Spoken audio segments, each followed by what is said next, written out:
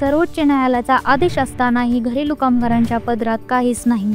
राष्ट्रीय घर कामगार चळवळ महाराष्ट्रकडून खासदारांना पत्र, 6 महिन्यांत समिती स्थापन करून कायद्याचा मसुदा संसदेत सादर करण्याचे आदेश। देशातील सुमारे 4 कोटींपेक्षा अधिक घर कामगार महिलांना कायदेशीर संरक्षण देणारा देशव्यापी कायदा आता प्रत्यक्षात येण्याच्या दिशेने पावलं उचलली जात आहेत। सर्वोच्च न्यायालयाच्या आदेशानंतर पुण्यातून खासदारांना एक महत्त्वाची मागणी करण्यात आली आहे। 29 जानेवारी 2025 रोजी सर्वोच्च न्यायालयाने केंद्र सरकारला देशव्यापी घर कामगार कायदा तयार करण्याचे आदेश दिले। या आदेशात 6 महिन्यांच्या आत समिती स्थापन करून कायद्याचा मसुदा तयार करण्याचा आदेश आहे। या पार्श्वभूमीवर राष्ट्रीय घर कामगार चळवळ महाराष्ट्रकडून खासदारांना श्रम मंत्र्यांना शिफारस करण्याची मागणी। पुणे जिल्हा संघटक कविता वाघमारे यांनी खासदारांना केले आहे आवाहन। तात्काळ श्रम मंत्रालय समिती स्थापन करावी व संसदेत अहवाल सादर करावा, कारण 6 महिन्यांची मुदत 29 जुलै 2025 रोजी संपते। दिनांक 16 आंतरराष्ट्रीय घरेलू कामगार या दिनानिमित्त आम्ही आज 18 तारीख 2025 या रोजी मानवी साखळी या द्वारे जनजागृतीचा कार्यक्रम करत आहोत। जे घरेलू कामगारांच्या कायद्याला सरकारने मान्यता दिली आहे आणि त्यांचा कायदा पास केला आहे, तर घरेलू कामगारांच्या कायद्याचं आम्ही सरकारचं स्वागत करू आणि त्यांच्या निर्णयाचं खरंच खूप खूप अभिनंदन आहे आमच्या सगळ्या घरेलू कामगारांसाठी। आणि जे मेन मागण्या आहेत आमच्या घरेलू कामगारांच्या त्या अशा आहेत की घरेलू कामगारांना महिन्यातल्या 4 सुट्ट्या भेटल्या पाहिजेत, त्यांना पेन्शन भेटली पाहिजे, त्यांना दिवाळीतला पूर्ण पगार बोनस भेटलाच पाहिजे।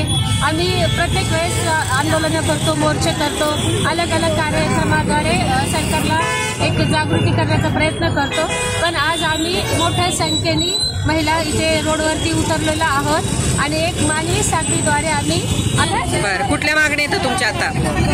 आजच्या हे हक्काच्या सुट्ट्या मिळायला पाहिजेत आम्हाला आणि बोनस मिळायला पाहिजे, आजार मिळायला पाहिजे। गीता मिंगल कहते हो काम कर जाते हो 5 साल से 4 दिन तक छुट्टी नहीं मिलती महीने में और खड़ा करेंगे तो चिल्लाते रहते हैं। हमको बोनस की सुविधा नहीं मिलता, हमको बोनस चाहिए, बोनस चाहिए। कितने साल से काम करते हैं आप मैडम? 5 साल से। 5 साल से क्या मांग? काम करते तो पैसा बोनस पूरा नहीं देते, बार बार करार भी करते। ये मांग है आपकी? डिमांड है 4 छुट्टी भी मिलती नहीं। मी स्वयंपाकाचं काम करते, पण आता आपण स्वयंपाकाचं काम करतो, आता त्यांना हप्त्याला सुट्टी नसते। जसं गव्हर्नमेंटला सुट्ट्या असते 4 महिन्याच्या, तसं आम्हाला आमच्या लोकांना पण भेटायला पाहिजे। किती वर्षापासून आहे ताई हा तुमचा लढा? 10-15 वर्ष। आम्हाला सुट्ट्या तर भेटतच नाही, पण आमच्या हक्काच्या 4 सुट्ट्या पण आम्हाला घ्यायच्या असतील तर भीक मागितल्यासारखे घ्यावं लागतात। जरी 4 सुट्ट्या आमच्या हक्काच्या भेटत असल्या तरी भीक मागायची त्यांना की आम्हाला आमची सुट्टी द्या। सण नाही बघायचा, ऊन नाही बघायचं, वारा नाही, पाऊस नाही, काही नाही, आम्हाला कामाला जाणं म्हणजे जाणं गरजेचंच आहे पहिली गोष्ट। आणि दुसरी गोष्ट, आजारपणात आजारी जरी पडलो आमच्या 4 सुट्ट्याच्या 2 सुट्ट्या देतात, ते आपण एक्स्ट्रा एखादी सुट्टी झाली तर पैसे कट करून घेतात। यांच्या वेळेला आम्ही जायचं ना, आमच्या वेळेला कोण उभे राहणार? सुट्ट्याचाच तेवढा प्रॉब्लेम आहे ना, बाकी काय मागणी आहेत अजून? मागण्या काहीच नाही, आम्हाला काय सुविधा आहे तिथं? काही सुविधा नाही आम्हाला, पगार वाढवत नाही ना, काहीच नाही आम्हाला, काय सुविधा आहे तिथं? शासनाकडनं काय मागणी आहे तुमची? शासनाकडनं हीच मागणी आहे की जे आमचं चालू आहे त्याला तुम्ही सहकार्य करा, पेन्शन वाढवा, 4 सुट्ट्या करा, हक्काच्या द्या, पण पगार व्यवस्थित द्या आम्हाला, बाकी काही नाही पाहिजे। पेमेंट पण वाढलं पाहिजे, त्यांची जर पेमेंट 10%, 5%, 15% वाढत असेल तर आमची थोडी तरी वाढवा, महागाईनुसार तरी आमची पगार वाढवा, एवढीच अपेक्षा आहे आमची। घर कामगार करणाऱ्या महिला अनेकदा शोषण, मानवी तस्करी आणि अत्यंत हलाखीच्या परिस्थितीला सामोऱ्या जातात।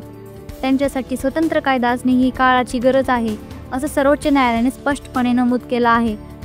16 जून रोजी जागतिक घर कामगार दिनानिमित्त महाराष्ट्रात विविध जिल्ह्यांमध्ये जनजागृती कार्यक्रम राबवले गेले असून आपला खासदार प्रतिबद्ध खासदार या मोहिमेअंतर्गत खासदारांना निवेदन दिली जात आहेत। या लढ्याला यश मिळवण्यासाठी कायदेमंडळातील सदस्यांची भूमिका निर्णायक ठरणार आहे। आता पाहावं लागेल संसदेत या मुद्दा किती गांभीर्याने घेतला जातो। ताज्या बातम्या पाहण्यासाठी आमचं चॅनल रणरागिणी न्यूज लाईक करा, सबस्क्राईब करा आणि कमेंट्स करायला विसरू नका। धन्यवाद।